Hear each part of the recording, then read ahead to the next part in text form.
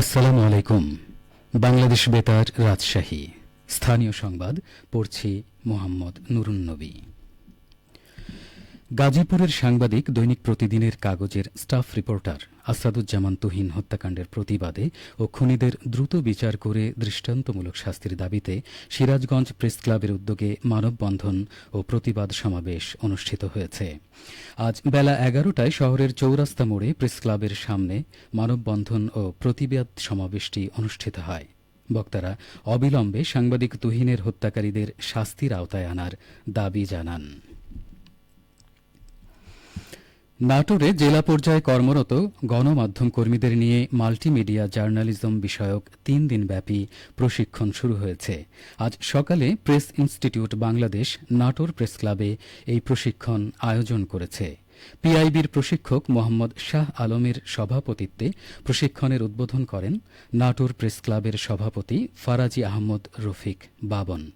উদ্বোধনী অনুষ্ঠানে সম্মানিত অতিথি হিসেবে উপস্থিত ছিলেন বাংলা ভিশনের সিনিয়র বার্তা সম্পাদক রুহুল আমিন রুশদ। প্রশিক্ষণে সাংবাদিকতার মৌলিক ধারণাসহ fact checking tools, fact checking ছবি ও ভিডিও যাচাই, রিপোর্টিং করণীয় ও বর্জনীয়, mojo device tools settings, story board তৈরি, সেটিংস ও পরিকল্পনা, শর্ট নির্বাচন ও ব্যবহার, interview framing, audio video shot নির্বাচন ও ভিডিও শুট, জেন্ডার ধারণা ও জেন্ডার সংবেদনশীল রিপোর্টিং বিভিন্ন বিষয়ে সেশন উপস্থাপন করা হচ্ছে। এদিকে আগামী বৃহস্পতিবার থেকে নাটোরের ৭টি উপজেলায় কর্মরত সাংবাদিকদের একই বিষয়ভিত্তিক ৩ দিনের প্রশিক্ষণ শুরু হবে। বগুড়া জেলা আইন শৃঙ্খলা কমিটির সভায় জেলা শহর সহ কাহালু নন্দীগ্রাম এলাকার পানি নিষ্কাশন, পকেটমার ও ছিনতাইকারীর উৎপাত, হাসপাতালে রোগী হয়রানি সহ বিভিন্ন বিষয়ে আলোচনা করা হয়েছে। গতকাল জেলা প্রশাসক হোসনা আফরোজার সভাপতিত্বে অনুষ্ঠিত সভায় বক্তব্য রাখেন সেনাবাহিনীর ৪০ বীরের অধিনায়ক লেফটেন্যান্ট কর্নেল খায়রুল আমিন, পুলিশ সুপার জেদান আল মুসা, সিভিল সার্জন মোহাম্মদ মোফাক্খারুল ইসলাম, বগুড়া জেলা বিএনপির ভারপ্রাপ্ত সাধারণ সম্পাদক সাবেক এমপি মোশাররফ হোসেন। এর আগে অতিরিক্ত জেলা ম্যাজিস্ট্রেট মোহাম্মদ মাসুদ হোসেন বগুড়ার সার্বিক পরিস্থিতি তুলে ধরেন।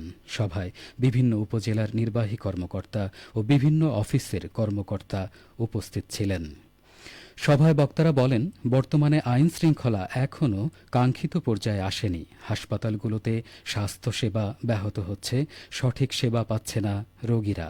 এছাড়াও উপশহর বক্ষব্যাধি হাসপাতালে বহিরাগতদের উৎপাত বৃদ্ধি পেয়েছে। বহিরাগতরা প্রকাশ্যে মাদক গ্রহণ সহ বিভিন্ন অপকর্ম করছে। তারা এ ব্যাপারে ব্যবস্থা নেওয়ার আহ্বান জানান। চাঁপাইনবাবগঞ্জের শিবগঞ্জে পদ্মা নদীর ভাঙন কবলিত এলাকা পরিদর্শন করেছে উপজেলা প্রশাসন। গতকাল উপজেলার দুর্লভপুর, পাঁকা ও উজিরপুর ইউনিয়নের বিভিন্ন স্থান পরিদর্শন করা হয়। এ সময় বাড়ি বাড়ি গিয়ে বন্যায় ক্ষতিগ্রস্ত ব্যক্তিদের তালিকা প্রস্তুত করা হয়।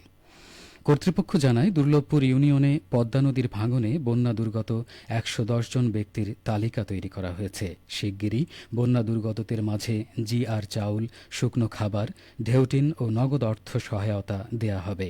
পর্যায়ক্রমে পাঁকা ও উজিরপুর ইউনিয়নের বন্যা দুর্গত ব্যক্তিদের তালিকা তৈরি শেষে সহায়তা পৌঁছে দেয়া হবে। এদিকে চাঁপাইনবাবগঞ্জ পৌরসভার কর্মকর্তারা সাংবাদিকদের সঙ্গে মতবিনিময় সভা করেছেন। গতকাল পৌরসভার হলরুমে এই মতবিনিময় সভার আয়োজন করা হয়। এতে সভাপতিত্ব করেন চাঁপাইনবাবগঞ্জ পৌরসভার নির্বাহী কর্মকর্তা মোহাম্মদ মামুন অর রশিদ। সভায় জানানো হয়, সাম্প্রতিক সময়ে চাঁপাইনবাবগঞ্জ পৌর এলাকার বিভিন্ন মহল্লায় ডেঙ্গুর প্রকোপ বৃদ্ধি পেয়েছে। ডেঙ্গু মোকাবেলায় পৌরসভা কর্তৃপক্ষ মশক নিধন কার্যক্রম সহ বিভিন্ন কর্মসূচি পালন করছেন। এই পরিস্থিতিতে পৌরসভার নাগরিকদের আরও সেবার মান বাড়াতে করণীয় সম্পর্কে এই মতবিনিময় সভার আয়োজন করা হয়। মতবিনিময় সভায় সাংবাদিকরা বলেন, পৌর এলাকার বিভিন্ন মহল্লায় এখনও অনেক ড্রেনে পানি প্রবাহ বন্ধ আছে।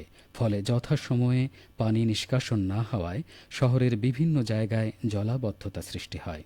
এছাড়া সভায় বক্তারা বর্জ্য ব্যবস্থাপনা সিস্টেম আরও জোরদার করা এবং মশক নিধনের জন্য যাবতীয় সরঞ্জাম ও জনবল বাড়ানোর পরামর্শও দেন।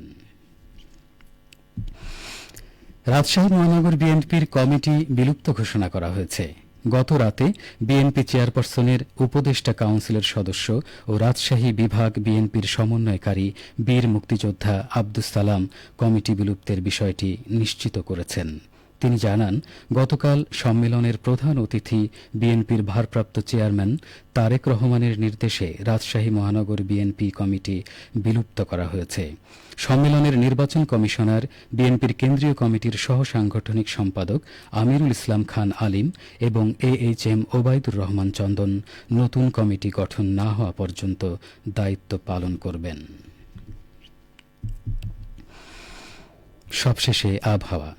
আজ দুপুর 2টায় রাজশাহীতে তাপমাত্রা ছিল 34.4 ডিগ্রি সেলসিয়াস। এ সময় বাতাসে আপেক্ষিক আর্দ্রতার পরিমাণ ছিল 67%। রাজশাহী ও পার্শ্ববর্তী এলাকায় আজ সূর্যাস্ত সন্ধে 6:42। সংবাদ শেষ হল। আমাদের পরবর্তী সংবাদ বিকেল 4:05।